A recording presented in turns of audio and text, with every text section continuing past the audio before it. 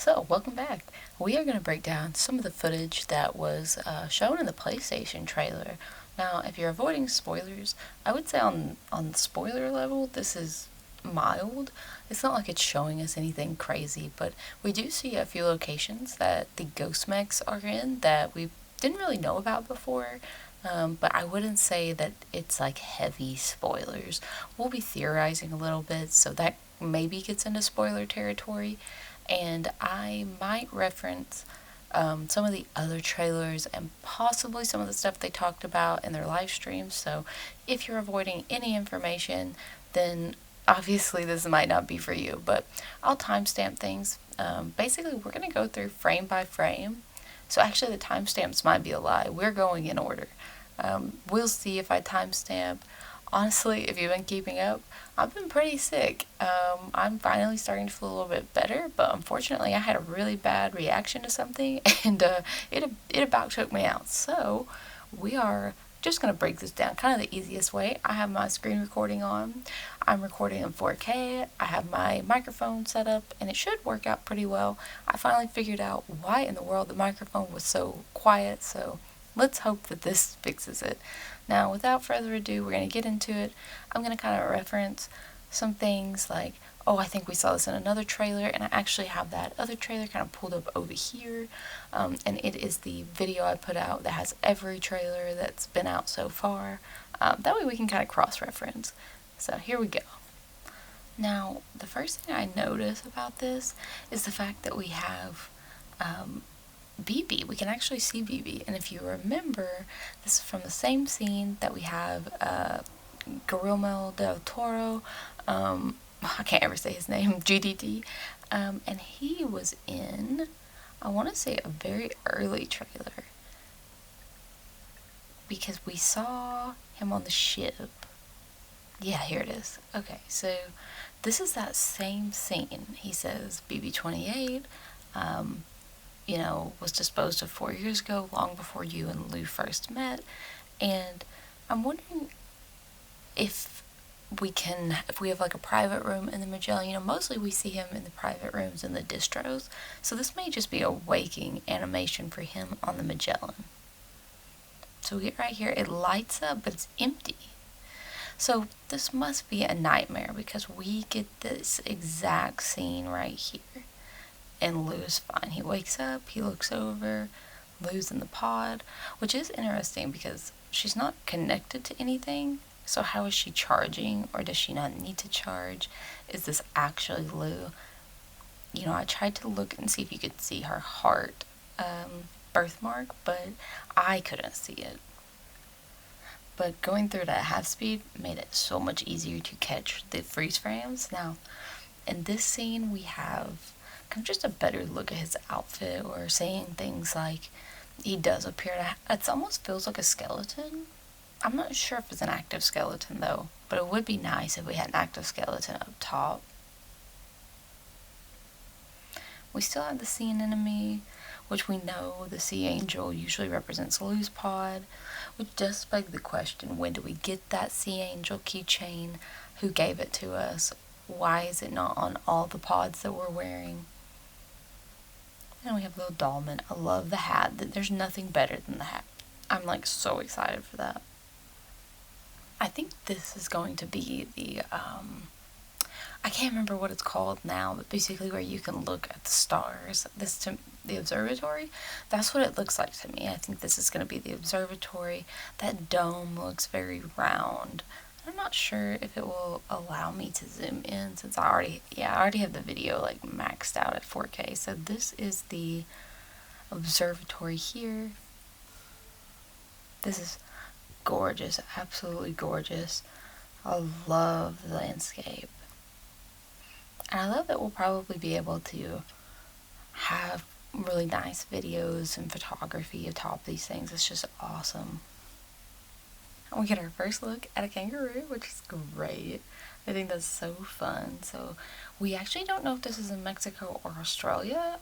So from the gameplay previews, we did learn that one of the reasons that we go to Australia is because animals are showing up in Mexico that shouldn't be there. And Fragile's kind of like, let's go check it out because we're the Scooby-Doo gang. And so we do. We use a plate gate and we go to Australia, and apparently that's kind of our first notion that something is not correct. Something weird is happening. Basically, I wanted to point out that there are these buildings in the background now. It's kind of odd and kind of hard to see. Like, I'm not totally sure what these things are supposed to be, but this looks like one of the PlayStation buildings. Like, we've seen a few of these, and I'm curious because the distros don't necessarily look like that. The distros are the ones that have the large, kind of like, all I can think of is like the St. Louis Arch. Oh, there was another PlayStation one, so that's another one of those. I think it's so funny, they look like PS5s. But I'm wondering what those might be, because we saw that those other ones were distros, so are these like something different? I don't think this is the mining facility because there's not a monorail around. But I don't necessarily remember there being anything different from a distro and a bunker in Death Stranding 1.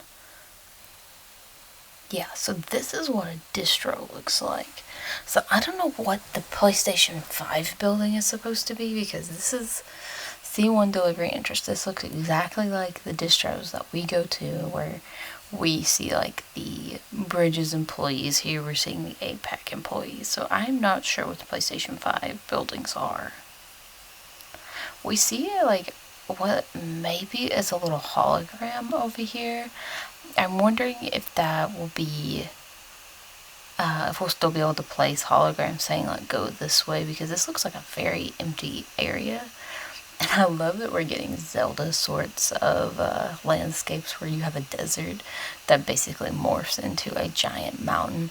Now, if this is Australia and not Mexico, the gameplay previews had said that one of the things they did to make Australia a little bit different and a little more fantastical is they basically put a giant ice mountain in the middle of Australia.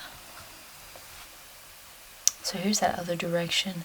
We do get a look and we see there are roads here. So obviously that's great. It is neat that we'll have the option of so many things. Zip lines, roads. We've seen catapults in some of the previews now. I don't really see anything different on him. I do wonder, he wipes his brow. Will we deal with any sort of temperature issues? That's something that you deal with in some games where you have to worry about what you're wearing and how much gear and all that stuff, and whether or not you're going to overheat and then lose like health bar points. It'd be interesting. We had the VOG in Death Stranding 1. Will we have any sort of actual environmental damage, like from heat or ice? We had, like blackened toes and frostbite from the snow, but we never had like a hot enough area really to see any like damage from heat. Now I'm looking at this kind of decrepit building, and there's a lot of it, which of course that just reminds me of the Mountain Knot City area. But when we see the two Magellan men fighting, it's not necessarily like this. They have taller structures, which we'll see if we can find the Magellan fight. Yeah, it is kind of similar. But these, like the tops have more sticking out, so I don't know that this is the same area. But, just FYI, that is one of the few places we've seen like an abandoned structure. So maybe at the top of the mountain we have these like giant chiral creatures, which we have no evidence, obviously, other than the building skull is similar. But I will say in Death Stranding 1, the whole concept is that the closer you are to like the sky, the closer you are to where the beach and our world overlap. Basically, it's like thinner, and things have an easier time crossing over. That's why timefall storms bring the beach closer. So it's possible that that area could be the same. Now, something I wanted to point out that a couple people, well, let's see. I think I had like two people talking about the Magellan Men, and I was explaining that every Titan that we've seen has gold hands, which gives them this kind of weird half skull look. And if you look, you can see that he has his hand that kind of opens up when he gets KO'd. The Magellan Man that we have seen does not have gold hands at all. And this one on this side does not appear to have any gold hands.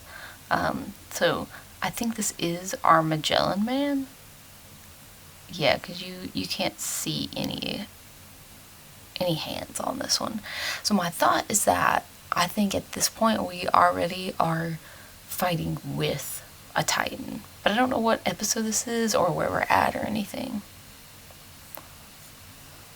It's also the reason I think that our Magellan Man is created by someone like Tomorrow or Higgs, someone with powers, because it's the only one that's like synthetic. It doesn't have the golden chiral hands that signifies a true Titan normally. We get a great look at the moon. I love that it looks like we're gonna just have some intense like scenery. I was trying to look at his outfit, see if there's anything that I really noticed. Here's kind of it zoomed in. Now I will say I don't see anything totally different. It does look like he might have a jacket, like a thicker snow drawbridge outfit, so that's interesting. Looks like poor Dahlman though, nothing on him. Gosh, it's so pretty. I don't know why I'm whispering. It just looks so great. So Dahlman looks awful. That's so funny. Yeah, he doesn't get any sort of new outfit. I thought it might be funny if he had like a matching jacket. That would be comical. Now we've seen this area. This is the area that we were shown before, and he's done this a couple times. I don't know if these areas at first maybe have storms in them, and then once we connect them, they kind of go away. But this area is the same as another area in this first trailer. It's funny because this one is so foggy, but when you compare, they are actually the same areas. So I don't know why in one shot it's super foggy, and then in the other shot we can see more clearly, but these are the exact same shots. Love these. So these are the new chiral bats, which apparently will steal your batteries if you attack them or if you step on them. Just looking in the background, I don't know exactly what area this is, but it's interesting that he's putting his hand out like that. It's also, if you look at his pod, it's kind of nasty. It's covered in like some black stuff, so maybe he's previously been in a fight. Now we can see that he's got the body on his back here. I am so curious about the body bag and if that will be Rainy, because or tomorrow, but I don't think it'll be tomorrow. I think it will be Rainy because I think we will bring her from somewhere. So they do say that Dahlman, when he goes underwater, that he'll like start making funny sounds because he's got water in his mouth. So that is something to keep in mind. I don't know if that will affect him negatively in any way. Now the earthquakes are interesting because we're seeing this black tar pop up when the earthquakes happen. So I wonder if when a natural disaster like an earthquake moves the plate gates, if it'll kind of be similar to Timefall and allow BTs to come through easier, because that's kind of what it looks like. Yeah, so I'm definitely thinking when a natural disaster occurs, you not only have to deal with a natural disaster, but you probably have to deal with the undead, which is super unfortunate. I don't see anything on his outfit at the moment. This part's crazy. This, like, how real it all looks. And then, of course, like, we know now that you can still void out. It still shows that. Like, in the next clip, it shows it. It's just really neat. I'm looking at his outfit. Now, here's something weird. I'm not sure where this is at because he doesn't have a pod on. So I'm wondering, can they take your pod? Or are there just areas that he just won't have it?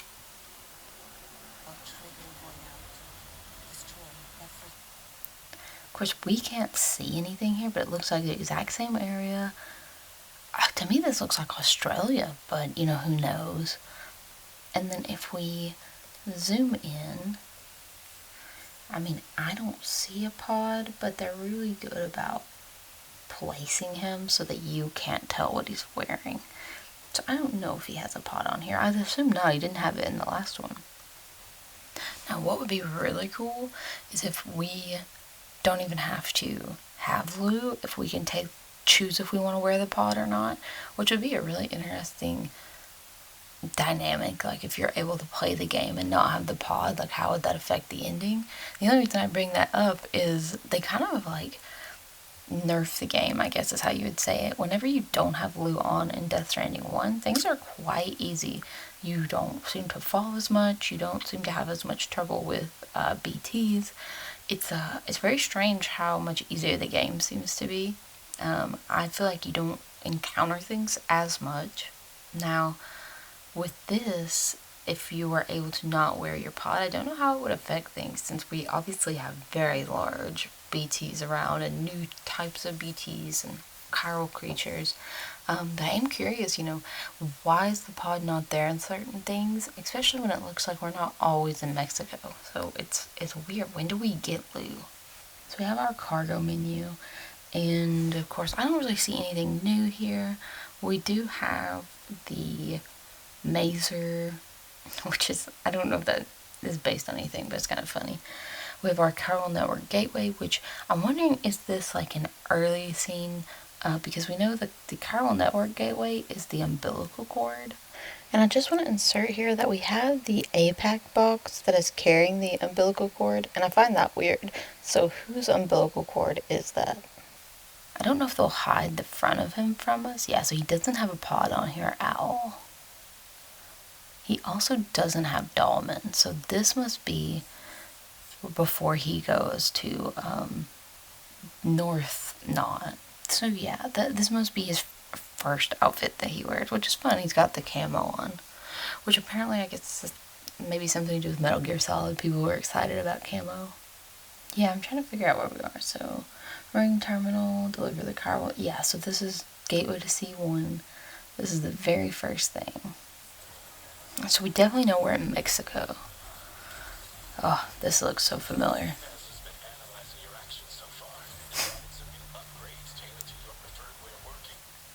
The fact that I'm gonna have to hear Die Hardman get after me about how poorly I am managing my cargo again. I don't know if I'm happy or sad about that. I do assume that this is Charlie speaking to us, although I'm of the mind that Charlie is Die Hardman. Even if Die Hardman is dead, I think that he's just Charlie now. My only reason for thinking that is the NATO alphabet, C for Charlie. We have Charlie's Angels. I mean, I just think Die Hardman fits that. With that, we finished the first part of the footage. I'm gonna go ahead and post the rest of it each day this week. That way there's something building up to the release. But other than that, I'll see you guys in the next video. Bye!